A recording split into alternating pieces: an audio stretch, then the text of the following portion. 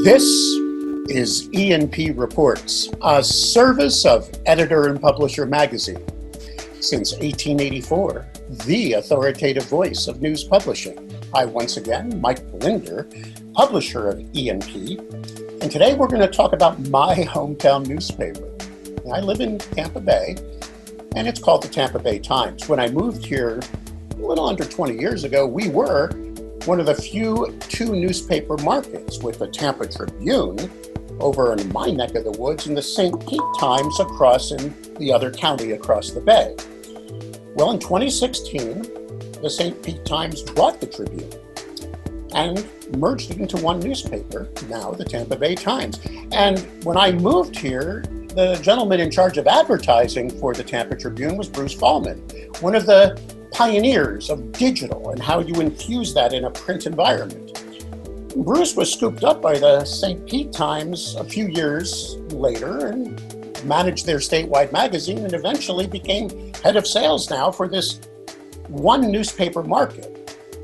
Now keep in mind that the Tampa Bay Times is owned by the Poynter Institute, a highly respected think tank organization that's truly one of the top brands in journalism.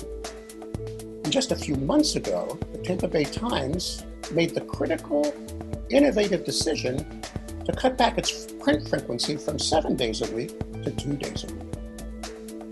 How does that impact revenue? How's it impacted the culture? What's happening now at this flagship newspaper of the Poynter Institute now that it only prints twice a week? So we're going to talk Tampa Bay Times with the Vice President of Sales and Marketing for Times Total Media, my good friend and someone I've known for decades. Reports today, full disclosure, two things. Number one, I live in your town. So you are the Vice President of Advertising for my local newspaper. We don't live in the same county. You're way over there in Pinellas. If anyone wants to look at a map, I'm up in Hillsborough. Yeah. So we're about an hour away. And I think we should, this is Tampa Bay, Florida. I think we should describe it to the humanity that's watching this or listening on various podcast channels.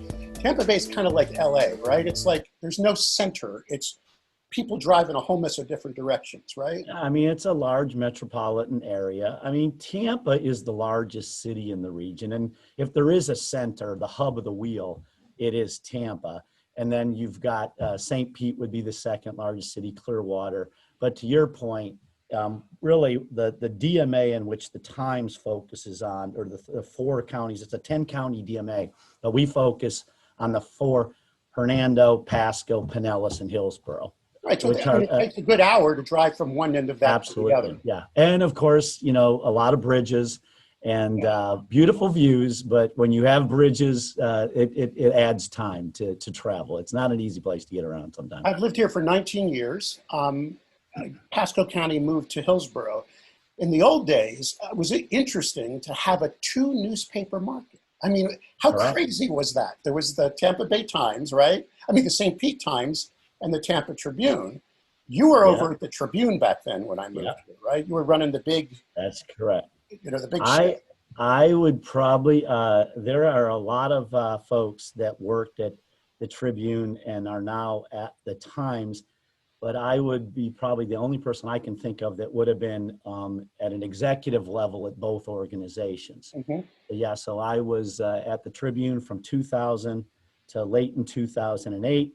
Was recruited by the Times to become the publisher of a statewide business magazine, wonderful magazine, which we own, called Florida Trend, and did that for a year, and then moved over to the Times as the VP of Sales and Marketing in late 2009. All right. And I had the privilege of leading the name change. That was my project from the St. Petersburg Times to the Tampa Bay Times. And it all went well. And I've actually given a fair amount of speeches over the years about why does it work and why doesn't a name change work? Because frankly, the name change should be appropriate for what you've already become. And we had become, the Times had become the region's newspaper. You had. Frankly, before we changed the name, it was St. Petersburg, only 25% of our circulation was in St. Petersburg. The other 75% was throughout the region. So the appropriate name was the Tampa Bay Times. And Well, that was the bigger publication between the two. correct. Correct. The Times was always twice as large as the Tribune in last several decades. And it was pretty much the Times had heavy circulation on the West. The Tribune had heavy circulation on the East. But what had happened is over time, the subscribers in Tribune land started to look at the journalism that the Times was creating and realized it was a better choice and started to migrate. And then many are aware, then 2016, the Times bought the Tribune, and now it's one newspaper for the region. And the Poynter Institute, the parent company of the St. Pete Times. How many Pulitzers? Was it like 14 you guys have won over the years? Oh my goodness. I believe we're at, I'm going to get in trouble if I get this wrong. I believe it's 12 Pulitzers. 12 Pulitzer Prizes. Yeah. It's definitely an amazing product. That's why we chose it, even though when I moved here, because we'd heard, you want to get the Times. Now, I watched it go from extremely huge, big thing thunking on my, remember, because this was, pre-digital disruption, to then a much smaller newspaper, as most happened. But you did something really crazy. Here we are. This is why I wanted to do this interview. You are the flagship newspaper of the Poynter Institute, considered one of the top brands for journalism in the world. I mean, more Pulitzer Prize winners have come through there, news anchors, and you guys cut back on your frequency. That was a big deal. When was that exactly? Did you decide to cut back from a 7-day-a-weeker to a 2-day? It was in early April. Okay. I think it was the first Sunday or the second Sunday in April. After that, the Monday. Then we published on Wednesday and Sunday. Right. But this is the important thing to remind everyone. We produce journalism 24/7, 7 days a week, right? And we still are producing a newspaper that feels and looks just like a printed newspaper 7 days a week with our e-newspaper. I saw that. And people that like that flipping pages feel and that there's a beginning and an end, they have gravitated to the e-newspaper. And those folks that are very comfortable with web and a website for their journalism, we've got that too. So you're similar to the Walter Hussman model in Arkansas, where you produce a newspaper in a flip format. Correct. But you put it on a cool platform. You guys, correct me if I'm wrong, I'm looking at my notes here, you use News Memory, where I'm using Press Reader, Walter uses Press Reader, same thing. You've decided that, so there's still that, we're still producing a newspaper, but you took the burden of all those costs off your shoulders. You and I were joking before the recording that as a publisher now, I mean, I've learned that paper's expensive, right? Then you got to deliver it. And you've taken that burden off of you, but was it COVID-19? Did this accelerate the change? You're probably aware, obviously, Mike, that the industry, you've got folks like Burrell and FTI, a consulting firm that specializes on our industry. And when they look at the future of our business, it's journalism first. It's all about telling your community stories, breaking news that needs to be told to make your place a better, community. So most models had indicated that there would be days reduction in printing down the road. And clearly with COVID-19 and the dramatic impact on our advertising revenue, it put us in a position of taking a fresh look at our publishing patterns. And absolutely, it was a decision. It was the right decision. So as we've said many times, crisis accelerates change. There's no question. I mean, this is a decision you may have made 2 years from now, 3 years from now, 4 years from now. But a highly respected brand like that, under the Poynter brand, decided to make that shift. So now the reason I wanted to do this interview with you and not Tash was you're on the ad side now. So Yeah. you were at that critical meeting. I mean, you're in that senior management Yeah. position. Yeah. When they called you in, and I'm sure you have a bevy of old school advertisers that are just Right. that print ad, print ad, print ad thing.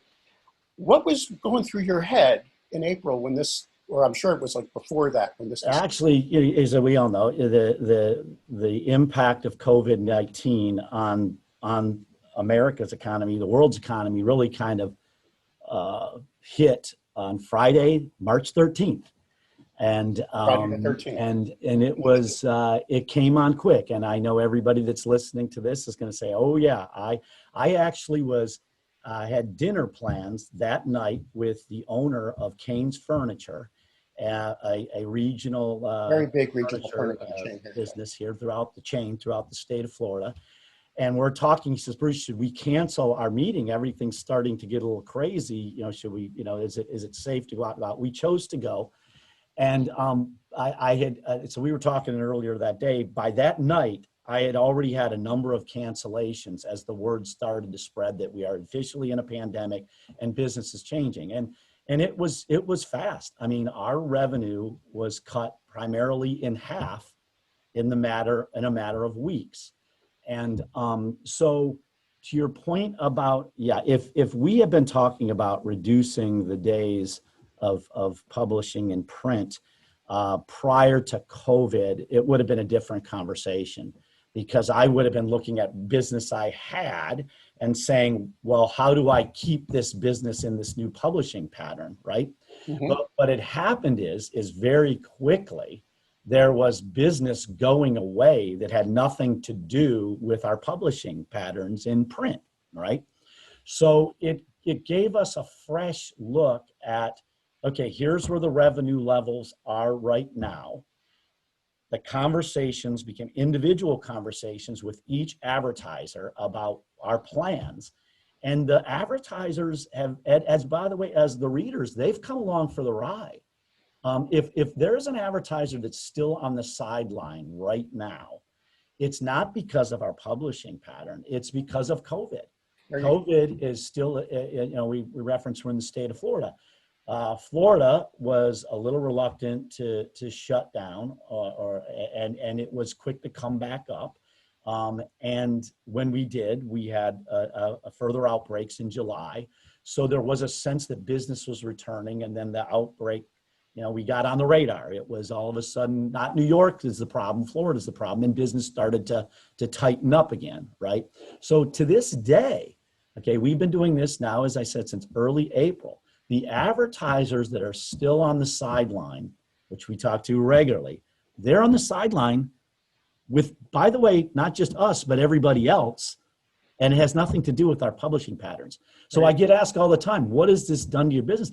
At the moment, COVID changed our business. Our publishing pattern thus far has accommodated the business. But even if there was no COVID, this may have happened years later. And in my brain, maybe, and full disclosure, the second thing is you and I go way back. Yeah. We were both digital pioneers, or at least described as such. I had a lot of European clients in 2002, 2003 that were saying, America's ahead of us. Where should we take them to learn about this world of multimedia? And one of the places I always flew them to, I was always begging you, can I bring in some guys from Poland? Can I bring in some guys from Austria? And we would bring them to your facility in Tampa. Correct. You were the one screaming first press first. Remember those days in 2003? Absolutely. Hey, and I tell you what, the power of the printed page, it's still very strong and gets outstanding results. I run a couple of programs that are paper response programs, okay? It's mostly the home improvement categories, but I found this fascinating, okay? So I have 5 days as an e-newspaper, 2 days in print. Mike, my call volume on the paper call has not changed. I'm generating just as many calls with the e-newspaper as I am the print, right? But the point is the print, it does have that ability of exposing you to news and information. This is why I'm a big advocate for the e-newspaper. So if publishers are looking at this transition, I would highly recommend, don't look at it as just a website and whatever, how many days you're going to do in print. That third element is your e-newspaper. There you go. It exposes there's a beauty of a printed page. It exposes you serendipitously to news and information as you turn that page, right? Here's another example. You're familiar with Flips, right? That's the service for the circulars, all of our retailers around the country. Mike, I've had that website launched from our homepage, on the bottom of the homepage, for a couple of years, okay? It got 15 clicks a day, maybe. I stole this from Arkansas, by the way, going through their e-newspaper, and they had a full page. They had a full page promoting the Flip service in their e-newspaper, which didn't cost them a dime, because it doesn't cost them a dime. Right. Right. So I do the same thing, and guess what? We now get 200 to 300 clicks a day on Flip. This is amazing. Mike, you're a bad guy. I'm a bad guy. Advertising is not all equal. Every form of advertising connects with the consumer in a different way, right? And that e-newspaper combined with that printed newspaper is a very powerful way to go. Yes, we've got Castnet, we sell digital services, we got the banner, but we do all of that. But it's still a very powerful way to go. Well, what's wrong with that? You see, this is what's so interesting. On the day of this recording, news came out today that actually vinyl sales went beyond CD sales for the first time. Now, we know CD sales are dropping because of digital, but we're in a world now where there's some things that feel comfortable. Correct. What's wrong with having a digital version? You just mentioned, of course, the big Arkansas project, which seems to be working. And I noticed that you're very proud of your Flip version of the paper, which cost you so little on certain days. You can add that page. Correct. I mean, there's nothing wrong with that. Now, I wanted to ask you about culture. The last, you didn't maybe not heard this, but I interviewed Ken Doctor before you, who's now launching a digital-only, he calls it the Lookout Local, and he's doing it out in Santa Cruz, where he said the culture, him and Jed Williams are doing this together. The culture of our industry is so in the back, just so hard to move, that I'm going to launch digital only with this new model. I'm not going to go to a newspaper and help it metamorphose, help it change. Was it easier for you guys to make this decision? Because not only you, who have always been in a digital frame, but you also have one of the top guys in the industry running your digital side, Conan Gallanty. I mean, I go way back with him. By the way, Conan recently was promoted. He's the president of our company now. So Conan, who started in the digital sphere, remember, I go way back with him at Morris. Yeah. I mean, and he now is... He's a digital native. What? Yeah, he's a digital native, brilliant guy, and certainly the right person to continue to help us move into the future, that it's journalism first. That is what we all have to remember. And by the way, back to your point about e-newspapers, I talked about advertising, but imagine, because you don't have the cost of the printed page, what you can add to your e-newspaper experience. More comics, more photography, more sports, you can do so much more there when you're not concerned about that paper and ink. I know, I'm always holding my magazine at 52 when editorial is screaming at me to add pages and I'm taking out the calculator. Yeah. All right, so let's talk about now 2 days a week of print frequency. Correct. But some really gorgeous other products, correct? You've got some niche products you still publish in print, correct? Correct. A lot say that's our future. I mean, if I was an alternative, okay, let's assume you were offered $1 billion to take over an alt weekly. Yeah. And it wasn't called weekly, it was called The Pulse or something. I'm giving you a name. Would you consider doing daily news and then making it a monthly, a gorgeous, beautiful magazine? Do you still have that much, do you still like the print side for that kind of work? Okay, we'll start with our free weekly TBT. We have a tabloid that we produce. It's on the street Wednesday, Thursday, and it's single copy only, workplace distribution, and entertainment type venues. Now, we did have, obviously, as people were hunkered down with COVID, there was a little bit of an impact on the pickup rate. But right now that pickup rate's building back. And that basically is a week's review of our journalism, if you will, in a printed That's a form. racked product, correct? I'm sorry, it's rack only. That's correct. Now, Or stack. what about these others like Golf to Bay? Yep. So Golf to Bay is we have a partnership with Visit St. Pete Clearwater, and we have for the last 7 to 8 years, we have produced their magazine that goes around the world. Prior to COVID, the circulation of that magazine had gotten up to 1 million copies. Wow. 1 million copies. Yeah. Yep. And we're looking at, in fact, we're talking about the distribution for this year because their trade shows and so on are not likely going to take place. The press run will probably be a little less. But what, to your point about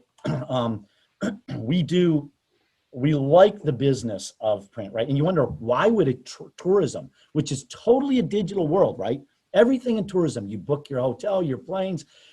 But what they found was, and this was the head of the organization a couple of years back, his name was D.T. Minnick.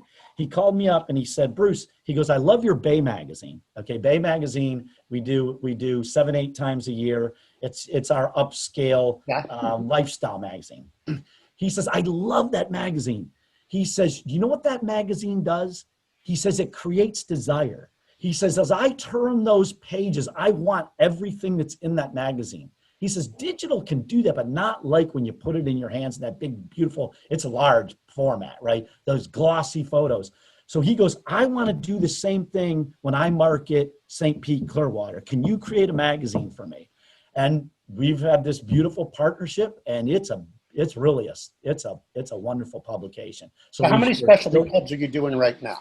Oh, well, that in terms of just our pride and joy, that would be the top, and then Bay Magazine would be kind of number 2 in that space. But throughout the year, we do physicians directories. We've got a senior living guide that comes out twice a year as an organization that we own.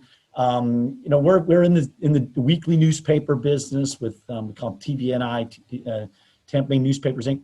So we're in that space. I mean, we've created a weekly up in Wesley Chapel called Wesley Chapel Weekly, which is a lot of photography and so and everything I've just described are print based, right? I mean, we still believe that from a preprint delivery perspective, that we want to be in that space with non-paid pubs, that we can get the preprint into the home, compete with mail and so on.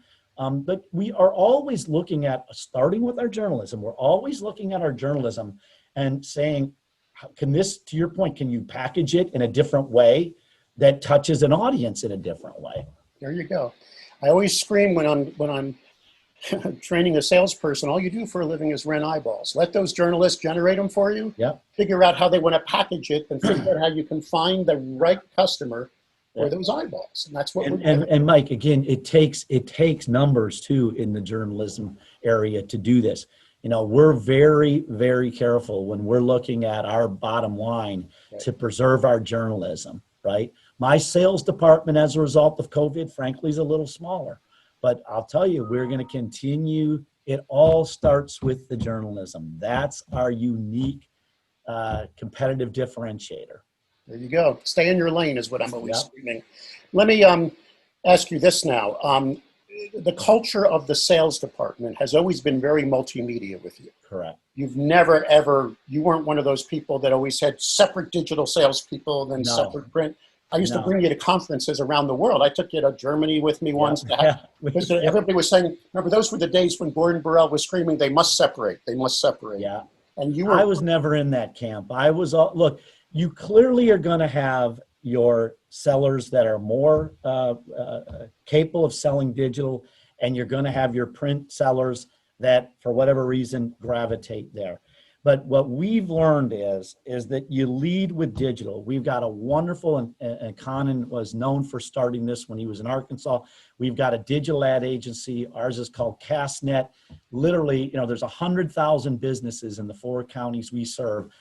every one of those businesses can be a CastNet customer, right? So we've learned that because they need it. I mean, CastNet is the yellow pages of years gone by. You have to have a website, you have to do social media, you have to market. But then what we bring to the party is, depending on the client, you know this, it's always driven by the client. What's the client trying to do? And how do we use what we have at our disposal to drive their sales results to their expectation? And we have a wonderful team of digital specialists. And I will tell you, over time, we've evolved to where they prospect. They might even be the initial contact with a client, but you can only put so much on your plate. So they have to work with those territory sellers, those street level sellers, to have the regular interaction with the client. It works well. I've not, yeah, you're right. I've never been a fan of separate sales forces that do separate things. The customer doesn't see your world that way. The customer sees you as one entity. So go to market as one, but make sure for those people that are maybe not as comfortable with digital, that they've got the support on the backside to continue to train and move them forward. You were also a pioneer. I'm guessing I'm giving you a lot of kudos. Well, you're very kind, Mike. You and I have known each other a long time. You were also a pioneer in figuring out the perfect way to blend. And I don't want to go back to that old expression, greed is good, but you learned it was all through comp. You figured out that if you just sell it on, if you were compensating a team only on revenue, then they would always gravitate to whatever was the easier product to sell for the most money. You found carrot and stick ways and creative means. Go ahead. Yeah. So obviously, as I said, I mean, you're really trained to, you're not there to product push. You're trained to listen to the customer. And if you listen to the customer will help you decide on what conversation is going to be around product. But the other thing too is, I'm a big benchmarker. I like scorecards. I like competition amongst the staff. Now, prior to COVID, things have we were really into what I call the scoreboard. We measured 11, 12 different things, and we ranked all the sellers in these areas. I mean, that's how, if you're trying to train a staff to work muscles they don't always work or may not, that's how you do it. Right? I mean, a good seller is competitive. They want to be the best. If you got somebody on your team that doesn't want to be the best, then they probably need another line of work, right? So yeah, I've always been into measuring different things, even things that would lead to understanding best practices. One of the things I realized a few years ago was there's kind of two books of business to clients. There's clients that market every day because it's a buy in which you need it every day. It could be a restaurant, it could be a dry cleaner, it could be so there's those frequency type of clients. Then there are those big ticket clients that it's appliances, it's home improvement, it's that they're thin market, right? They always need to be marketing, but there's only so many. So it's amazing when you look, I always benchmark your best sellers against everybody else. The best sellers have an equal balance of clients that are marketing something every day because they can be sold every day, and then a good balance of businesses that are thin market businesses that clients only in the market to buy furniture every 5 years, right? The point being is when you show sellers, okay, the best sellers have a balance. If you're too heavy on one way or the other, your revenue is going to be kind of a roller. So anyway, I've always been about motivation, positive. Never, ever, ever do you stand in front of a group and be negative on anything. We all deal with things that don't go right. You deal with things that don't go right on one-on-ones. Exactly. You always celebrate in a group. You make people want to come to a big meeting, which by the way, that's been one of the toughest things about COVID, is not being able to stand in front of a large room and give a sermon. But we still try to do it. We still try to do best we can on, we use Teams as opposed to Zooms. But yeah, anyway, thank you for the kudos. But I don't know, I just believe it, culture, to your point's everything, and a productive sales culture. It can't be punitive. It's always got to be supportive, and you'll get the best results if you create that world. Well, chapter 1 of my book, it's a numbers game. Rule number 1 in sales, it's a numbers game. Rule number 2, when in doubt, go back to rule number 1. If you don't know the metrics, if you're not watching them, it's hard to even manage the team. You got to know what's going where and how and why. All right, so the final question. Are you hitting the numbers in the middle of COVID? Is it working? how do you feel about where you are financially Right. and where it's moving towards? Yeah. So, I mean, I don't think there's anybody in my position in the country that would sit there and say they were hitting their original numbers or expectations No, of course that not. were early in the year, right? So, what I've seen is improvement, and in the early days of the shutdown, we were running 53% off. Right now, we've improved to about 30% off. Most of our declines are still in the retail area. You know, we're a very events-driven market. We live in a beautiful part of the world, a lot of outdoor activity, and retail has really still been the lagger.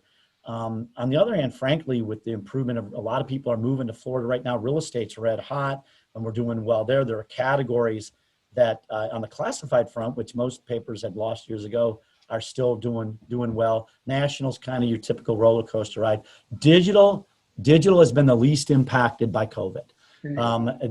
Our digital dollars are running where they should be and where they were prior to COVID. And frankly, we did get a big lift in programmatic with traffic on the website tied to, got a wonderful manager there, and Kelly Koferin's done a great job there. So yeah, we reforecasted early in COVID, and we are hitting our forecasted numbers right now. Here's the toughie. I had anticipated more improvement, COVID improvement in the fall that has so far not materialized, right? So we have hit our numbers, particularly, changing our publishing patterns. We have hit our numbers, but now I got to see some more improvement in the marketplace, I think, to move into the fall. I mean, I guarantee you, everybody's wondering what's going to happen on Thanksgiving, right? November is a big month for newspapers. That Thanksgiving paper is still a very big deal, which, by the way, since we publish on Wednesday and Sunday, that Thanksgiving, all of that great shopping information will be in Wednesday's paper. But I don't know. I don't know yet where that's going to go. So there's still, I guess the best way to describe the future is there's still a lot of uncertainty. But I can tell you the uncertainty is not tied to our publishing pattern and our publishing changes. Our uncertainty is still what's going to go on with COVID. That's really it. Well, I want to thank you for not saying the N-word. What I'm saying is we have a policy here at ENP. Whenever we do an interview, if you say the word new normal, you have to take a shot of whiskey. And you never said it once in that whole diatribe. Hey, by the way, you're not going to hear me say that, because I hope this is nothing normal about what we're doing right now. There you go. And nothing's normal. I got to respect what you guys did, because you did it. Change is hard. We all know that. It just, and sometimes it takes a crisis for you to sit down and go, all right, my favorite joke on that is, how many psychiatrists does it take to change a light bulb? The answer is one, but it has to want to change in the first place, right? Right. But you guys were there, and suddenly COVID, because you knew we're all going to be moving in that direction eventually. We're all going to have to move that digital side up and move along, and you did it. And all I'm hearing is good news. And I'm very, very, very proud to be in a city that has such a great publication. Thank you, Mike. As I said, our journalism is what it's about, and we're doing more journalism on bigger topics and more important things than we ever have in the past. And by the way, too, it's worth noting, to your point about the change, it is remarkable what everybody in this organization did in the speed of which we transition. And frankly, with a bazillion balls juggling in the air, almost no hiccups at all as we move to the new publishing pattern that we're in at the moment. Bruce, if anyone wants to reach out to you and get some advice, I know you're a busy guy. Can you throw out your email address? What is it? Oh yeah. First, I'll give my cell phone. Happy to give it. Yep, 727-480-1077. And my email address is bfaulman, F as in Frank, AULMANN. Make sure you get 2 N's, at tampabay.com. And once the COVID world shifts and we get into the different normal, I will meet you at Hooters for a grouper sandwich. How does that sound? I could pick a better place for a grouper sandwich than Hooters, frankly, but we will meet. Yeah. Thanks again Anyway. for your time, and stay healthy, Bruce. Thank you, Mike. I enjoyed the conversation. Take care. Bye-bye.